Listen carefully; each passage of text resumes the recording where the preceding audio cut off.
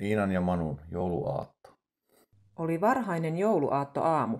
Miina ja Manu nukkuivat vielä, mutta Suloeno oli jo ylhäällä ja keitti lapsille juuri aamupuuroa, No niin, Miina ja Manu, herätkäähän jo. sanoi hän sitten. Tänään on jouluaatto ja meillä on paljon puuhaa. Ensiksi lähdemme hakemaan joulukuusta, kuten on aina ollut tapana. Manu pomppasi heti sängystä. Voi veljet, en ole nukkunut juuri ollenkaan koko yönä, kun olen malttamattomana odottanut, että jouluaatto pian tulisi. Hän touhusi. Kyllä kai, minä ainakin valvoin pitkät ajat, kun sinä kuorsasit niin, että koko talo tärisi, sanoi Miina. No sitten minä varmaankin näin vain sellaista unta, että en saanut unta, totesi Manu. On tuolla Manulla erinomaiset unet, Nauroi Suloeno. mutta syökäähän nyt puuronne, että pääsemme lähtemään kuusen hakumatkalle. Miina ja Manu pistelivät puuronsa ennätysvauhtia ja olivat tuota pikaa valmiita lähtemään. Mihin suuntaan lähdemme? Kysyi Manu Suloenolta. Ajattelin, että menisimme katsomaan tuolta Korpijärven suunnalta. Tämä vastasi. Siellä on paljon sopivaa kuusikkoa. He olivat kulkeneet jonkin matkaa, kun metsästä heidän edestään rupesi kuulumaan outoa rytinää. Mikähän siellä rymistelee? Ihmetteli Manu hieman peloissaan. Se tuntuu tulevan lähemmäksi. Suloeno kuunteli. Se taitaa olla Henrikki Hirvi. Hän arveli. Se asustelee näillä seuduilla. Ja aivan oikein. Henrikki Hirvihän sieltä puiden välistä tulla tallusteli ja pysähtyi heidän eteensä. Huomenta, Se sanoi. Kappas vain, siinähän ovat Miina ja Manu ja Suloeno. Mikä kumma on saanut teidät liikkeelle näin aikaisin jouluaattoaamuna?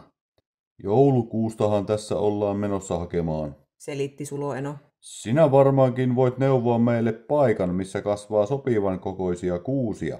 No varmasti, sanoi Henrikki. Tuolla Korpijärven takana niitä kasvaa. Olenkin juuri menossa sinne popsimaan herkullisia männyn ja haavantaimia, joten seuratkaa vain minua. Niin tehtiin, ja jonkin ajan kuluttua he saapuivat Korpijärven rantaan.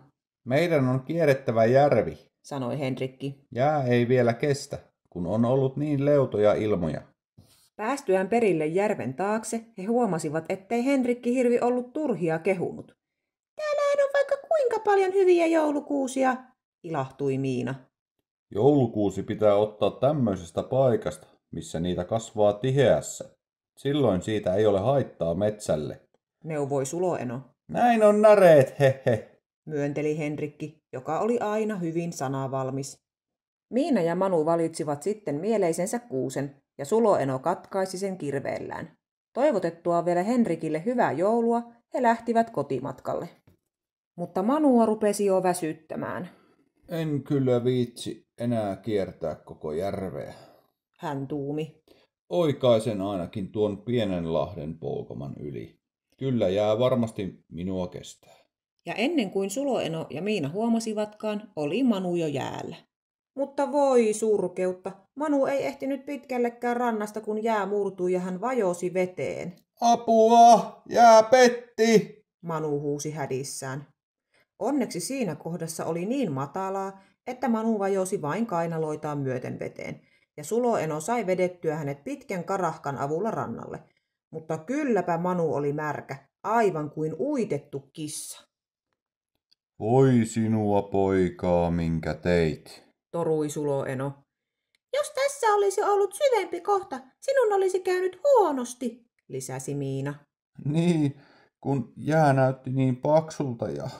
sopersi Manun olona. Manun hampaat kalisivat ja hän oli surkean näköinen. Oli kyllä viimeinen kerta, kun menen heikoille jäille. Hän päätti.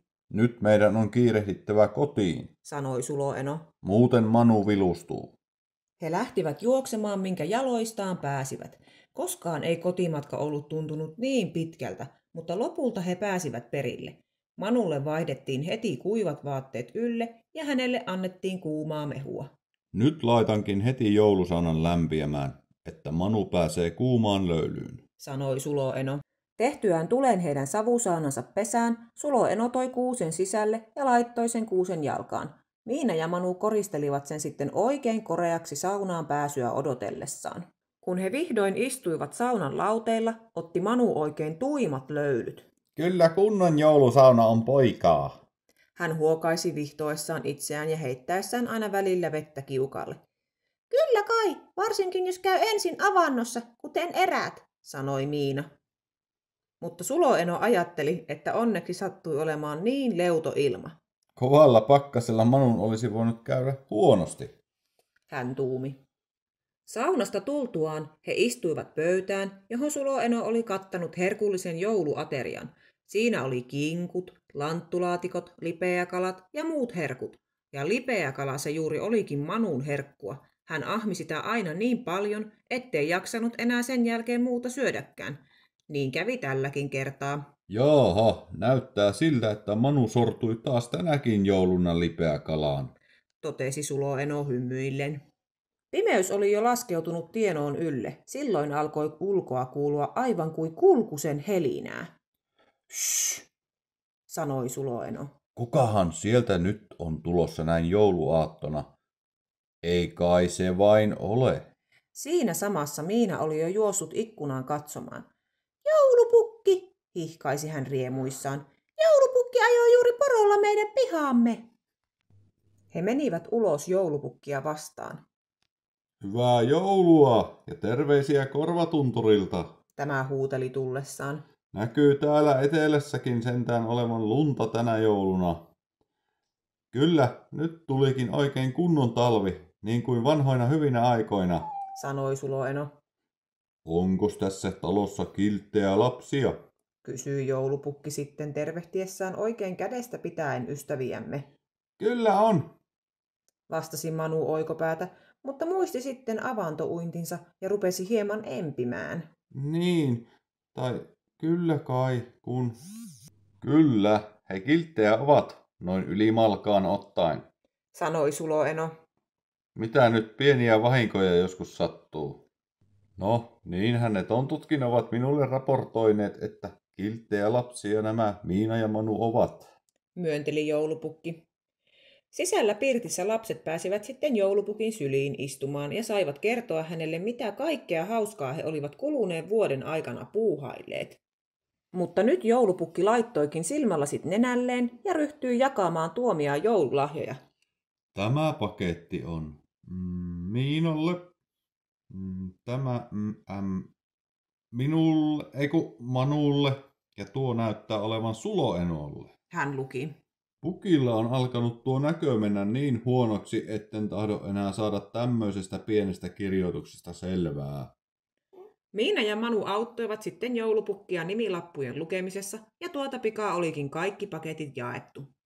Sitten alkoi jännittävä lahjapakettien avaaminen. Miina sai muun muassa hienon eläinaiheisen kuvakirjan, Manu jääkiekkomailan ja Suloeno sai lämpimät aamutossut. Mistä kummasta joulupukki tiesikin, että juuri tämmöisiä aamutossuja olin toivonut?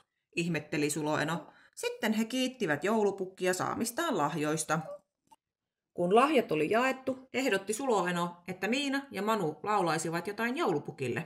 Sehän olisi hauskaa. Ilahtui pukki. Haluaisin niin mielelläni kuulla sen. No onkos tullut kesä? Osaatteko sen? Kyllä osaamme, vastasi Miina.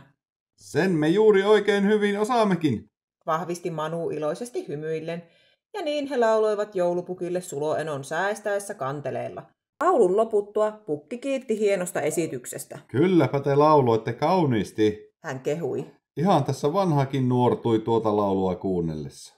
Sitten he menivät piirileikkiä kuusen ympärillä, mutta joulupukin alkoi kohta tulla kuuma paksuissa tamineissaan. Voi, kyllä täällä kuluisi aika, vaikka kuinka mukavasti. Hän huokaisi. Mutta minulla on vielä pitkä matka edessäni. Täytyy nähkäs käydä vielä monessa kodissa tänä iltana. Ja niin joulupukki istahti pulkkaansa ja Petteri Poro lähti juosta jolkottamaan eteenpäin. Pukki kääntyi vielä heiluttamaan hyvästiksi. Hei hei, Hän huuteli. ensi jouluna taas tavataan. Ja niin hävisi Petteri Poron kulkusen kilinä hiljalleen jouluaaton pimeyteen. Miina, Manu ja Suloeno palasivat sitten takaisin pirttiin viettämään rauhallista jouluaattoiltaa. Tänä iltana ei olekaan kiire nukkumaan. Riemuitsi Manu. Voimme leikkiä uusilla leluillamme vaikka kuinka kauan. Ja jos myöhemmin tulee vielä nälkä, niin sanotaanhan, että jouluna saa yölläkin syödä.